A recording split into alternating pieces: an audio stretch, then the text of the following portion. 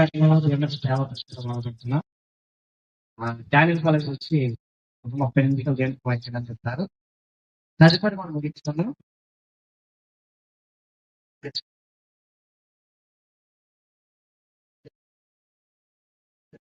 హల్లెలూయా, హల్లెలూయా, హల్లెలూయా. ఇప్పటి వరకు కూడా చక్కని వర్తమానము మన మధ్యలో దైవ సేవకులు గాడి మనం ఎంతగానో ఆత్మీయంగా నడిపించారు. అందును బట్టి విధంగా కూర్చొని ఏర్పాటు చేయడానికి రాజ్ కుమార్ గారికి దేవుడు ఇచ్చినటువంటి ఆధిక్యతను బట్టి ఈ యొక్క 3 దినాలు కూడికని ఏర్పాటు చేస్తే అనేక మందిని దేవుడి సన్నిధిలో నడపడానికి ఆ యొక్క ఆత్మ భారమును బట్టి ఆయన నడిపించిన విధానాన్ని బట్టి ఏర్పాటు చేసినటువంటి ఈ యొక్క కూడికను బట్టి దేవుని నామాన్ని ఎంతగానో మహిమపరుస్తూ ఉన్నాం. దేవునికి స్తోత్రం పడుతున్నగాక. ఆయన చక్కని స్నేహితుడండి, చాలా ఆత్మీయంగా మాట్లాడుతూ ఉంటారు. అలాంటి స్నేహితుడు మాకు దొరకడం చాలా అదృష్టం. పరిచయాలు సమయం లేదు కాబట్టి ఇక వాక్య భాగం వెళ్దాం. ఇందాక 2 సందర్భాలు మనం చూసాం. సువార్త ఎలా చేయాలి, సువార్త ద్వారా మనం సర్వోన్నతికి ఎలా ఏ విధంగా అనేటువంటి మాటలు మనం చూస్తూ దేవుడు సమయాన్ని ఇచ్చాడు. ఆ సమయాన్ని వినియోగించుకోవాలి. వినియోగించినటువంటి సమయాన్ని మరలా మనకి దేవుడు అనుగ్రహిస్తారనే 2 మాటలు కూడా మనం చూస్తాం. అయితే మనం దేవుని యొక్క మనసును అర్థం చేసుకునే వారిగా ఉంటున్నాము, కానీ మనం అర్థం చేసుకునే వారిగా ఉంటున్నాం. మనల్ని మనం అర్థం చేసుకోవాలంటే ఎక్కడ అర్థం చేసుకోగలం? మాత్రమే అర్థం చేసుకోవాలి. ఈరోజు ఉపవాస కూడికలు ఎందుకు చేశారంటే ఈ యొక్క ఉపవాస కూడికలు మన యొక్క ఆత్మీయ జీవితంలో బాగు చేయడానికి, మన యొక్క ఆత్మీయ జీవితం మనకు దేవునికి దగ్గర చేయడానికి, మనము చేసేటువంటి చూడడానికి, మనం ఎక్కడైతే పడిపోతున్నామో ఆ పడిపోయిన చోట అలా నిలబెట్టడానికి మాత్రమే ఈ ఉపవాసం మనం ఆచరిస్తూ ఉన్నాము. ఈ యొక్క పూర్తులు ఏర్పాటు చేస్తూ ఉన్నాం. కాబట్టి ప్రియమైనటువంటి దేవుని బిడ్డలారా, మనము ఏం చేయాలంటే ఎక్కడైతే పడిపోతున్నామో, ఎక్కడైతే నిలబడలేకపోతున్నామో ఆ విషయంలో మనం నిలబడితే దేవుని వాక్యం సరిదిస్తుంది కదా. సర్వశక్తి ఒక మాట నేను చదువుతుందండి. అనేక విషయములను అందరము ఎవడైనా దీని యందు తప్పని ఎడల క్షమించండి, దీని యందు తప్పని ఎడల అటు వాడు సర్వ శరీరము స్వాధీన శక్తి గలవాడను. ఎవరైతే దీని యందు తప్పుకోకుండా ఉంటారో ఆ తప్పుకోకుండా ఉన్నటువంటి వారు ఎవరంటే సర్వశక్తిమంతుడు. ఎవరండి? సర్వశక్తిమంతుడు. మనము మనల్ని కంట్రోల్ చేసుకోవాల్సినటువంటి ఒక క్రియ ఉంది, ఒక అవయవం ఉంది. ఆ అవయవాన్ని కనుక మనం కంట్రోల్ చేసుకోగలిగితే, ఆ యొక్క అవయవాన్ని కనుక మనం కంట్రోల్ చేసుకోగలిగితే మనము ఎవరము అనేటువంటిది దేవుని మాట మాట్లాడుతుందంటే మనము సర్వశక్తిమంతులు. చెప్తారా ఎవరైనా? మనం ఎవరు అండి? సర్వశక్తిమంతులు. ఎప్పుడది ఒక్క దాని యందు మనం పడిపోకుండా ఒక దాని యందు మనం నిలబడగలిగితే ఏమవుతాము అంటే మనము సర్వశక్తిమంతులు. ఎవరు ఆ యొక్క అవయవం ఎక్కడ పెట్టాడు దేవుడు అని అంటే మన యొక్క శరీరంలోనే పెట్టాడు. ఆ యొక్క అవయవం ఏంటి అనేటువంటిది కనుక చూసినట్లయితే మీరందరూ గమనిస్తూ ఉంటారు.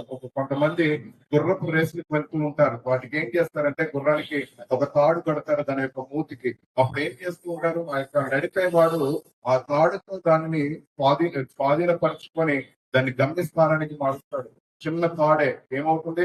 ఒక గుర్రము, పెద్ద గుర్రమైనటువంటి ఆ గుర్రాన్ని నడపడానికి, దాని మార్గం చూపించడానికి ఆ తాడు సహాయంగా ఉంటుంది. అలాగే తర్వాత కనుక చూసినట్లయితే గనక మనము ఇంకొక విషయంలో కనుక చూసినట్లయితే ఒక గుర్రానికి ఒక తాడు ఏ విధంగా అయితే ఉందో మనము పెద్ద ఓడలు చూస్తూ ఉంటాం సముద్రంలో. ఆ ఓడలు నడవడానికి దాని వెనక ఒక చిక్కాని అనేటువంటి ఒక పార్ట్ ఉంటుంది. ఆ పార్ట్ తో ఆ ఓడంతటి ఏం చేస్తారంటే తిప్పుతారు. మనం పక్కనే గోదావరి కూడా ఉంటుంది. అక్కడ చెప్పలతో ఏం చేస్తారంటే ఆ ఓడను యొక్క పడవను నడిపిస్తూ ఉంటారు. అంటే చిన్నదే, దాన్ని నడపడానికి అది ఉపయోగపడుతుంది. దేవునికి స్తోత్రం కలుగును గాక. హల్లెలూయా, హల్లెలూయా. మనము కొంచెం పైకి వెళ్ళినట్లయితే కనుక అటవీ ప్రాంతం చూస్తూ ఉంటాం. చిన్న అగ్ని అండి, చిన్న మంట ఏం చేస్తుందనంటే ఆ అడవంతటిని కూడా ఏం చేస్తుంది? నాశనం చేస్తుంది. అలాంటి ఒక అవయవము దేవుడు మనకి ఇచ్చాడు. అలాంటి ఒక అవయవం దేవుడు మనకి ఇచ్చాడు. దానిని మనం స్వాధీనపరచుకోకపోతే ఖచ్చితంగా మనము సర్వశక్తిమంతుడము కాలేదు. ఇందాక మనం వింటూ ఉన్నాం. మన నిత్య జీవానికి వారసులుగా వెళ్ళాలన్నా, మన పరలోకము స్వాధీనపరచుకోవాలన్నా, మన ఆత్మీయ స్థితి ఎదుగుదలగా ఉండాలన్నా, ఆ యొక్క అవయవాన్ని మనం ఏం చేయాలంటే కంట్రోల్ చేసుకోవాలి. ఇందాక నేను చదివినటువంటి మాట మరలా మీకు ఒకసారి చదవడానికి వినిపిస్తూ ఉన్నానండి. దేవునికి స్తోత్రం కలుగునుగాక. హల్లెలూయా, హల్లెలూయా, హల్లెలూయా. ఈ యొక్క మాటలు మనం చూద్దాం. ఆ యొక్క అవయవం ఏంటి అనేటువంటిది కనుక చూసినట్లయితే యాకోబు పత్రిక 3వ అధ్యాయం 6వ వచనం. యాకోబు పత్రిక 3వ అధ్యాయం 6వ వచనం. నేను చదువుతున్నానండి, వినండి. నాలుక అగ్నియే, నాలుక అగ్నియే. నాలుక మన అవయవంలో ఉంచబడిన పాప ప్రశస్తమైన సర్వ శరీరములకు మాలిన్యము కలగజేస్తాను. ప్రకృతి చక్రమును చిక్కు పెట్టచ్చు, అది నరకము చేత చిక్కు పెట్టు వాడను. దేవునికి స్తోత్రం కలుగును గాక. ఒక్క నాలుక ఇప్పుడు ఏం చేస్తుందనంటే మన శరీరాన్ని ఎక్కడికి వెళ్ళాలో తిప్పుతుంది. దేవునికి స్తోత్రం కలుగును గాక. మన నాలుకను మనం స్వాధీనపరచుకోగలి, మన ఆత్మీయ స్థితి బాగుపడుతుంది. అదే మాట నేను పైన 2వ వచనం చూడండి. అదే మాట నేను ఇందాకడ ఒక పదాన్ని మిస్ చేసి చదివానండి. ఇది మరలా చదువుదాం చూడండి. అనేక విషయములలో 2వ వచనంలో అనేక విషయంలో మనం అందరము తప్పుకొచ్చున్నాము. అందరం కూడా ఎక్కడ పడిపోతున్నాం అంటే అనేకమైనటువంటి విషయాల్లో పడిపోతున్నాం. ఎవడైనాను మాట యందు తప్పని ఎడల, ఇక్కడ నేను మాటకు బదులు దీని యందు తప్పని ఎడల. ఎందుకు అంటే మాట చాలా శ్రేష్టమైనది. ఏదైతే పలుకుతున్నామో అదే మన యొక్క భవిష్యత్తును, మన యొక్క క్రియలను, మన యొక్క శరీరము, మన యొక్క ఆత్మీయ జీవితంలో నెలనంటే మాట తప్పని స్వభావం ఏముండాలండి? మాట తప్పని స్వభావం ఉండాలి. ఇది మనకి హెచ్చరిక. అనేక విషయాల్లో మనం అనేక మందికి మాట ఇచ్చు, మాట తప్పిపోయి, అనేక మందికి మనం ఇది చేద్దాం, అది చేద్దాం అని చెప్పి నీకెందుకు నేను చూసుకుంటాను అని చెప్పి అనేక విషయాల్లో మనం మాట ఇస్తున్నాం. కానీ మాట తప్పిగా ఉంటున్నాం. ఎవరైతే మాట తప్పని వాడైతే ఉన్నాడో, ఆ మాట తప్పని వాడు ఏం చేస్తున్నాడంటే సర్వ శరీరాన్ని మొత్తం శరీరాన్ని అంతా పరుచుకొని చాలా శక్తివంతులు అవుతారంట. ఎంతమంది శక్తివంతులుగా దేవునికి స్తోత్రం కలుగును గాక. ఎంతమంది సర్వశక్తివంతులుగా మాట్లాడాలని అంటే మనం ఏం చేయాలంటే చిన్న నాలుక, అది ఎలాంటిదండి? అగ్ని లాంటిది. అగ్ని లాంటి నాలుకను ఏం చేయాలంటే స్వాధీనం. అలా స్వాధీనపరచుకున్నట్లయితే సర్వశక్తివంతులుగా మారతాం. ఎలాంటి అగ్నేనంటేనండి, ఈరోజు అనేక మంది కుటుంబంలో ఉన్నటువంటి సమస్యలకు కారణం ఏంటంటే నాలుకే. కుటుంబ సమస్యలను తెచ్చిపెడుతుంది, లేకపోయిన సమస్యలను తెచ్చిపెడుతుంది, అనేకమైనటువంటి సమస్యలు కలిగించేది నాలుకే. మీకు ఒక విషయం తెలుసండి, ఒక చెయ్యి లెగాలనండి, ఒక చెయ్యి పని చేయాలంటే ఈ యొక్క మెదడు సిగ్నల్ ఇస్తేనే చేయగలుగుతుంది. అలాగే వాళ్ళు కూడా ఏం చేస్తున్నారంటే నడవాలంటే మెదడు సిగ్నల్ ఇస్తేనే పెడుతుంది. కానీ ఈ నాలుక ఏం చేస్తుందో తెలుసండి, మన యొక్క మెదడును ఆధిపత్యం తెలుస్తుంది. ఈ నాలుక ఏం కావాలని కోరితే మెదడు అది అడుగుతుంది. మీకు తెలుసా, కొంతమంది బిర్యానీ అలవాటు పడుతూ ఉంటారు. ఆ యొక్క బిర్యానీ లేదా బిర్యానీ యొక్క టేస్ట్ గుర్తురాగానే ఏం జరుగుతున్నారు, ఆ యొక్క బిర్యానీ దగ్గరికి తీసుకెళ్తుంది. కొంతమంది ఆవుడికి అలవాటు పడిపోతూ ఉంటారు, కొంతమంది ఇంకా అలవాటు పడిపోతూ ఉంటారు. వారు ఏం చేస్తారంటే ఈ నాలుక ఏదైతే కోరుకుందో అక్కడికి కాళ్ళు ఉంటారు. అంటే ఈ నాలుగు స్వాధీనపరుచుకున్నటువంటి వారు ఎక్కడికి తీసుకెళ్తుందని అంటే మనల్ని శక్తివంతులుగా మార్చడానికి ఉపయోగపడుతుంది. దేవునికి స్తోత్రం కలిగి నాలుక మనల్ని నడిపిస్తుంది. ఎలాంటిదనంటే వాడను ఏ విధంగా అయితే చిత్తాన్ని నడిపిస్తుందో, గుర్రాన్ని ఎలాగైతే కళ్ళను నడిపిస్తుందో, అలా మనలను ఏం నడిపిస్తుందంటే కేవలం నాలుగు నడిపిస్తుంది. అది మాత్రమే మనం జాగ్రత్త పెట్టుకోవాలి. మన ఆర్థిక సమస్యలకు కారణం అదే, మన యొక్క ఆరోగ్య సమస్యలకు కారణం అదే, మన కుటుంబ సమస్యలకు కారణం అదే. ఈ నాలుక మన జీవితాన్ని నాశనం చేస్తుంది. వాటి నాలుగు విషయం మనం జాగ్రత్తగా ఉండాలని దేవుని వాక్యం శ్రమిస్తుంది. ఏమంటే ఆశ్చర్యకరమైన విషయం ఏంటంటేనండి, ఈ నాలుక మానవులు కాదు చేయలేదంటే, మానవులు స్వాధీనపరచుకోలేదంట. కానీ ఈ లోకంలో ఉన్నటువంటి జంతువులు, ఈ లోకంలో ఉన్నటువంటి పక్షులు, దానికి నాలుక ప్రతి జంతువు కూడా ఏం చేస్తుంది, మృగాలు కావచ్చు, అన్ని కూడా స్వాధీనపరచుకుంటాయి అంటే చూద్దాం ఒకసారి. ఆ యొక్క మాటలు మనం చూద్దాం. 8వ వచనం చూడండి. 3వ అధ్యాయం 8వ వచనం చూద్దాం. యాకోబు, ఏ నరుడును నాలుకను స్వాధీనపరుచుకోలేడు. మనము నాలుకను స్వాధీనపరుచుకోలేనటువంటి స్థితిలో ఉన్నాము. పై వచనం కనుక చూద్దాం. పై వచనం ఒకసారి చూడండి. పై వచనం కనుక చూసినట్లయితే మృగ పక్షి సర్పములో ప్రతి జాతి నరజాతి చేత సాధు చేయగలిగింది. అది సాధు చేయగలిగింది. ఈ యొక్క నాలుకను స్వాధీనపరచుకోవడానికి దేవుడు పక్షులకి అన్నిటికీ కూడా శక్తిని ఇచ్చాడు కానీ, ఆ యొక్క మృగాలకి జంతువులకి శక్తిని ఇచ్చాడు కానీ మానవుడికి ఆ శక్తి ఇవ్వలేదు దేవుడు. మానవుడికి శక్తి పొందుకోవాలంటే ఎలా ఎక్కడికి రావాలో తెలుసండి, దేవుని దగ్గరికి రావాలి. దేవుని దగ్గరికి వచ్చినట్లయితే దేవుని వాక్యం ఏం చేస్తే దారి చూపుతూ ఉంటుంది. దేవునికి స్తోత్రం కలుగును గాక. అంటే మాట ఏమవుతుందంటే మాట తప్పితే మట్టి పనులు లోపము లేని మాట ఇవ్వబడ్డాడు. ఎవరైతే మాటను స్వాధీనపరుచుకున్నాడు అతనిలో ఏ లోపము లేదంట. స్వాధీనపరుచుకున్నట్లయితే మన ఆత్మీయ జీవితం కట్టబడుతుంది, మన కుటుంబం కూడా కట్టబడుతుంది. అదే మాటను మనం ఇంకో మాటలో మనం తెలుసుకుంటూ ఉన్నాము. దేవునికి స్తోత్రం కలుగును గాక. హల్లెలూయా, హల్లెలూయా, హల్లెలూయా. అలాగే యాకోబు పత్రిక 3వ అధ్యాయం 9 నుంచి 10 వచనాలు ఒకసారి చూద్దామండి. మన నోటితో అంట దేవుని స్తుతిస్తున్నామంట, మన నోటితో అంట ఆశీర్వాద వచనాలు పలుకుతున్నామంట, మన నోటితో శాప వచనాలు కూడా పలుకుతున్నామంట. ఏం పలుకుతున్నామంటే శాప వచనాలు కూడా పలుకుతున్నామంట. ఒకసారి చూద్దాం. దీనితో తండ్రి అయిన ప్రభువు స్తుతింతుము, దీనితోనే దేవుని పోలిక కలిగిన మనుషులను కూడా శపింతుము. దేవునికి స్తోత్రము కలుగును గాక. మనం ఏం చేస్తున్నామనంటే ఈ నాలుకతోటే ఈ నోటితోటే దేవుని స్తుతిస్తున్నాము. ఇదే నాలుకతో ఏం చేస్తున్నామంటే దేవుని పోలికగా ఉన్న నరులను ఏం చేస్తున్నాం, శపిస్తున్నాం. అంటే ఏం చేస్తున్నాం, నాలుగుతో ఇటు ఆశీర్వాద వచనాలు మాట్లాడుతున్నాం, ఇటు శాప వచనాలు మాట్లాడుతున్నాం. నాలుక ఏమవుతుందనంటే 2 మాటలు మాట్లాడుతుంది. దేవునికి స్తోత్రం కలుగును గాక. మీకు ఒక చిన్న ఉదాహరణ చెబుతున్నాను. ఒక బావి ఉందనుకోండి, ఆ బావిలో నీళ్లు అయితే చేదుగానైనా ఉంటాయి, లేదా ఉప్పగానైనా ఉంటాయి, లేదా తీయగానైనా ఉంటాయి. ఒకే చోట 2 నీళ్లు వస్తాయండి. ఒక బకెట్ వేస్తే ఒక నీరు, ఒక బకెట్ వేస్తే ఒక నీరు అలా వస్తుందా? రాదు. ఏదో ఒక నీరే వస్తుంది. ఒకవేళ తీయని బావి అనుకోండి, తీయని నీరే ఇస్తుంది. అవునా కాదండి? కానీ మన నాలుక ఏం చేస్తుందనంటే, మన బావి ఏం చేస్తుందనంటే ఆ బావిలో శాప వచనాలు ఉన్నాయంట, ఆశీర్వాద వచనాలు ఉన్నాయంట. ఆ 2 కూడా మనలను ఏం చేస్తుందనంటే వేరు చేస్తుంది. మనము దేవుడు చేసినటువంటి సృష్టిలో ఆ యొక్క మర్మమును తెలుసుకోకుండా మన నాలుకను అదుపు చేసుకోలేకపోతున్నాం, మన మాటను అదుపు చేసుకోలేకపోతున్నాం. ఆ మాట మనలను దేవుని నుండి దూరం చేస్తుంది. మీ అందరికీ తెలుసు, బైబిల్ గ్రంథంలో ఒక నాయకుడు ఉన్నాడు, గొప్ప నాయకుడు మోషే. ఎవరండి? గొప్ప నాయకుడు మోషే. ఆయన దగ్గర ఈ యొక్క ఇశ్రాయేలు ప్రజలు 20 లక్షల మందిని తోడుకొని వెళ్తున్నటువంటి గొప్ప నాయకుడు ఏమన్నాడండి? కాని మాట పలికాడు. ఏమైంది? కణాలకు లేకుండా పోయాడు. ఒకసారి చూద్దాం. 20వ అధ్యాయం 10వ వచనం.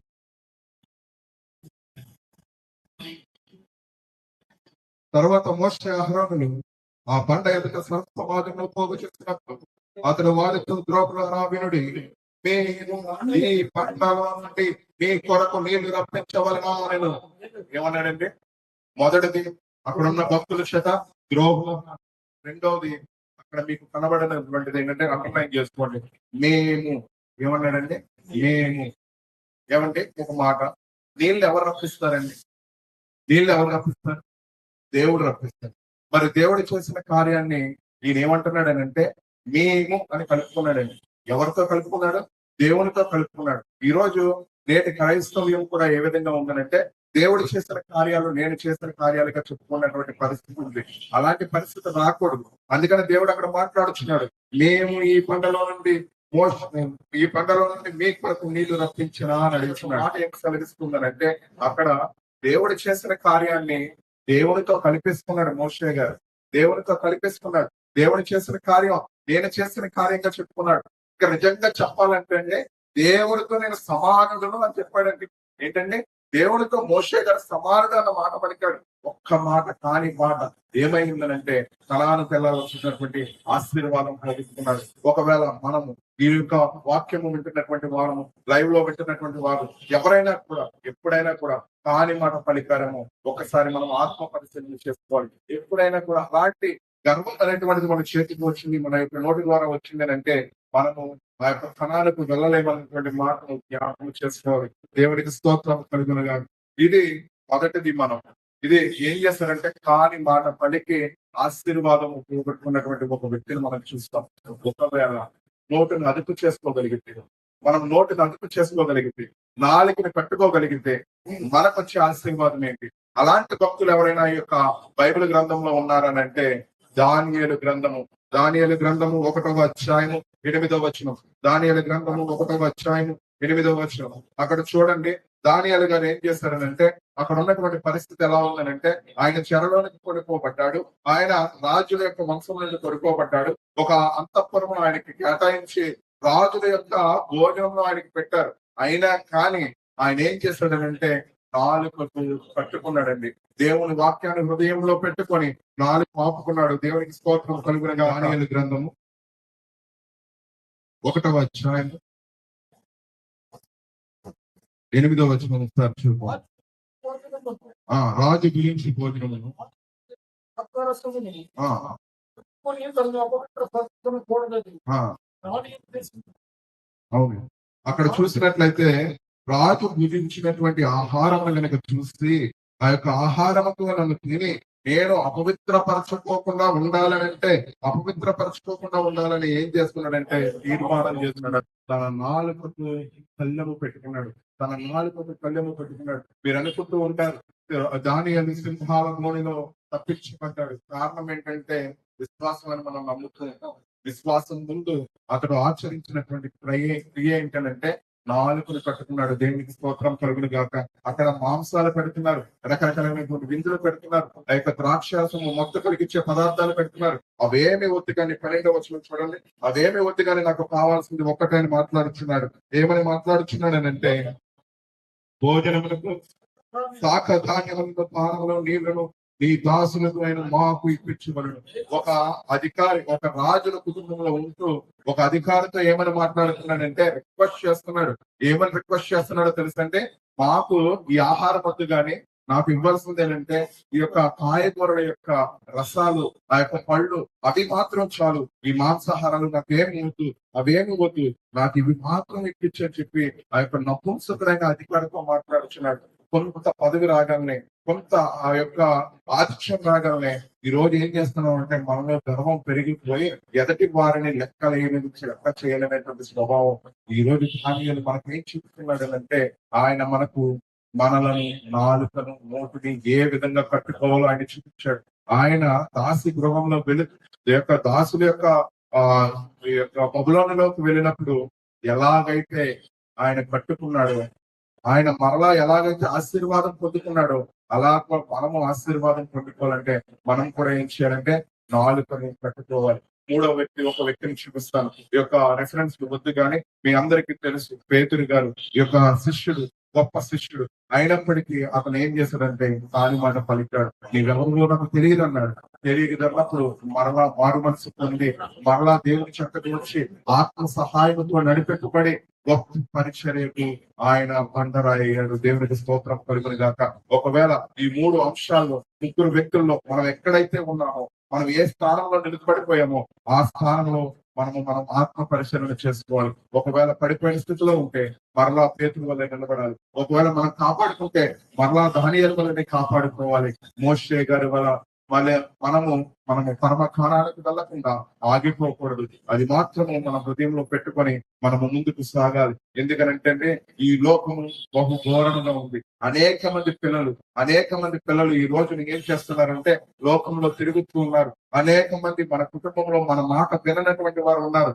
వారందరికీ మనము చేసి చూపించి వారిని ఆచరించాలి. మనం బీడీ పెట్టుకుంటే వాళ్ళు బీడీ పెట్టుకుంటారండి, మనం బైబిల్ పెట్టుకుంటే వాళ్ళు బైబిల్ పెట్టుకుంటారు. కాబట్టి మనం ఏ విధంగా నడుస్తున్నామో వాళ్ళు కూడా అదే విధంగా అలా నడవాలంటే మనకు దేవుడికి ఆదిక్షను పొందుకోవాలి. దేవుని వాక్యం మరలా సెలవిస్తుంది కదా, ముగించేస్తున్నానండి కొన్ని నిమిషాలు. దేవుని యొక్క మాటలు సెలవిస్తుంది కదా. గ్రంథము 18వ అధ్యాయం 21వ వచనం. జీవ మరణములు దేని వశంలో ఉన్నాయి? 4 వశం. నీకు జీవం కావాలా? నీ నాలుగుతో పెట్టుకో. నీకు మరణం కావాలా? నాలుగుతో పెట్టుకో. నీవు ఏ మార్గాన్ని ఎంచుకోవాలో దేవుడు నీకు చిన్న అవయవం చేత నడిపిస్తున్నాడు. దేవునికి స్తోత్రం కలుగును గాక. హల్లెలూయా, హల్లెలూయా. అలాగే 15వ అధ్యాయం 1వ వచనం కూడా చూద్దామండి. 15వ అధ్యాయం 1వ వచనం చూద్దాం. ఇక్కడ ఒక సందర్భం గుర్తొస్తుంది. మనతో ఒకడు కోపంగా మాట్లాడుతున్నాడు అనుకోండి, అటువంటి టైంలో మనము ఆర్గ్యుమెంట్ చేయకూడదు. ఆర్గ్యుమెంట్ చేయకూడదు. చదువుతాను. ఆ, మృదువైన మాట క్రోధమును చల్లార్చును, నొప్పించే మాట గాయము రేపు. ఒక మాట ఎలా ఉండాలంటే మృదువుగా ఉండాలి. ఒక మాట ఎలా ఉండాలంటే మృదువుగా ఉండాలి. మృదువుగా ఉండి అనేకమైనటువంటి ఆత్మను రక్షించేవారిగా ఉండాలి. కానీ ఆర్గ్యుమెంట్ పెట్టుకొని మన క్రియలు లేని విశ్వాసం చూపిస్తూ మనం సాధ్యపడలేము. ఒక మాట మనము ప్రార్థనలో ప్రతి రోజు జ్ఞాపకం చేసుకోవాల్సినటువంటి ప్రతి రోజు చేయవలసినటువంటి మాట ఏంటంటే, ఈ రోజు మోకరించాం అనుకోండి, మోకరించినప్పుడు మన నోటితో చేసిన పాపాలు ముందు మనకు గుర్తుకు రావాలి. ఆ యొక్క పాపాలు మనకు గుర్తుకు వచ్చి మనం ఏమడగలనంటే, ఈ రోజు నోటితో చేసిన పాపాలు 4 ఉంటే మరుసటి రోజు అవి 2 అవ్వాలి, మరుసటి రోజు అది 1 అవ్వాలి, మరుసటి రోజు 0 అవ్వాలి. ప్రతి రోజు కూడా మన నోటితో చేసిన పాపము 0 అవ్వాలి. అలా అవ్వాలంటే దేవుని యొక్క సహాయం కావాలి. ఒక మాట కీర్తనల గ్రంథము 141 అధ్యాయము 3వ వచనంలో ఉంటుంది కదా, యెహోవా నా నోటికి కావలిగా ఉండును. దేవునికి స్తోత్రం కలిగిన గాక. మన నోరు కావలిగా ఉండాలనంటే దేవుని సహాయం కావాలి. మన నోరుని ఎవరు అదుపు చేస్తారు అంటే దేవుడు మాత్రమే అదుపు చేస్తాడు. మనం దినదినము ప్రార్థనలో ఏం జ్ఞాపకం చేసుకోవాలంటే, అయ్యా నా నోటిని కావలిగా ఉంచు, నా నోటికి వచ్చేసిన పాపం ఏదైతే ఉందో అది కావలిగా ఉంచు. ఒక మాట, మనం నోటిని కావలిగా ఉంచకపోతే మనము ప్రార్థన చేయలేమండి. మనము నోటితో కావలిగా ఉంచకపోతే మనం బైబిల్ చదవలేము, మనము పరిశుద్ధ వాక్యములు చదవలేము. దాన్నిటికి కారణం ఆత్మీయ స్థితిలో ఎదగపడాలంటే ముందు కనబడకుండా ఉండే పునాది ఏంటంటే అది నాలుకను మనము కట్టుకోవడమే. ఆ నాలుకను మనం ఎప్పుడైతే కట్టుకున్నామో మన ఆత్మీయ జీవితము అభివృద్ధిలోనికి తీసుకువెళ్తుంది. కాబట్టి చిన్న ప్రార్థన చేసుకుందాం. మహాగురుడు, మహాపరిశుద్ధుడు, ప్రేమగల దేవ, మీకు వందనాలు, స్తోత్రములయ్యా. ఇంతవరకు ప్రభువా మీ యొక్క కోరికలు ఆత్మీయంగాను ఘనంగాను జరిగించారు ప్రభువా. ఇదిగో ప్రభువా, మీ ఎన్నికలైనటువంటి నన్ను ఎన్నుకొని ఈ యొక్క ప్రాంగణంలో నడిపించి ప్రభువా మీ యొక్క దైవ వాక్యము ప్రభువా నా ద్వారా మీరు మాట్లాడినందుకు మీకు వందనాలు, స్తోత్రాలు అయా. ఎవరైతే ప్రభువా వారి ఆత్మీయ స్థితిలో ఇంకనూ ప్రభువా ఈ యొక్క మొదటి పరిస్థితిలోనే ఉన్నట్లయితే గనక, ఇంకా ఎదుగుతూ ఉన్నట్లయితే గనక అయ్యా వారి నోటికి ప్రభు మీరు కావలిగా ఉండండి, మీరు కాచి కాపాడండి, వారిని రక్షించండి, విమోచించండి. వారికి కావలసినటువంటి ప్రతి ఒక్క శక్తిని మీరు దయచేయండి అయ్యా. మీరు 3 భక్తులను చూపించారు. మోషే వలె ప్రభు మేము కాని మాట పలికామేమో, అది మేము తెలుసుకోలేకపోతున్నామేమో. ఒక్కసారి అయ్యా మమ్మల్ని మేము పశ్చాత్తాపడుతుండగా ప్రభు మా యొక్క మనసును మార్చండి తండ్రి. రెండోది కనుక చూసినట్లయితే అయ్యా దానియేలు గారి ప్రభువు ఇదిగో నోటిని కట్టుకున్నాడు అయ్యా, ప్రధానిగా ఉన్నాడు అయ్యా. ఈ యొక్క ప్రపంచాన్ని ఏర్పడి చేస్తున్నటువంటి బహుళానికి ప్రధాన మంత్రి అయ్యాడయ్యా. అట్టి ఆశీర్వాదం ఇచ్చావనంటే కారణం ఏంటంటే అయ్యా నీవే కృప చూపు చూపే దేవుడు అయ్యా. మీ కృప మాకు కావాలి తండ్రి, మీ శక్తి మాకు కావాలయ్యా, మీ బలము మాకు కావాలి తండ్రి. అద్భుతకరణ పేదలు పడిపోయాడయ్యా అయ్యా. మరణాన్ని ఆత్మ సహాయం ఎలాగైతే నిలబెట్టావో మమ్మలను కూడా ప్రభావ పడిపోయిన మమ్మలను మరలా నిలబెట్టి నీ పరిచర్య కొరకు, నీ రాజ్యం కొరకు, నీ సేవ కొరకు ఉపయోగపడేటువంటి ప్రభావ ప్రతి ఒక్క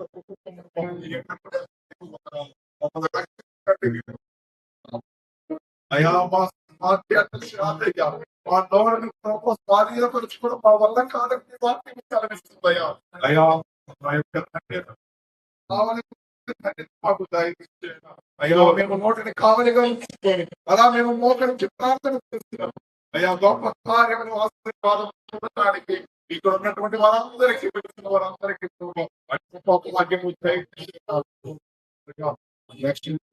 రక్షించండి,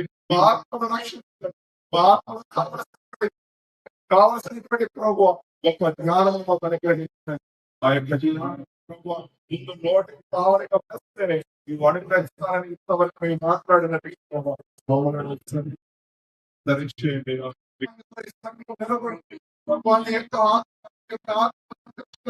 ఈ యొక్క గొప్ప వెలుగు ఈ యొక్క మినిస్ట్రీ అడుగుతూ కూడా ఈ యొక్క వాక్యం ఈ నామం అడుగుతూ కామెంట్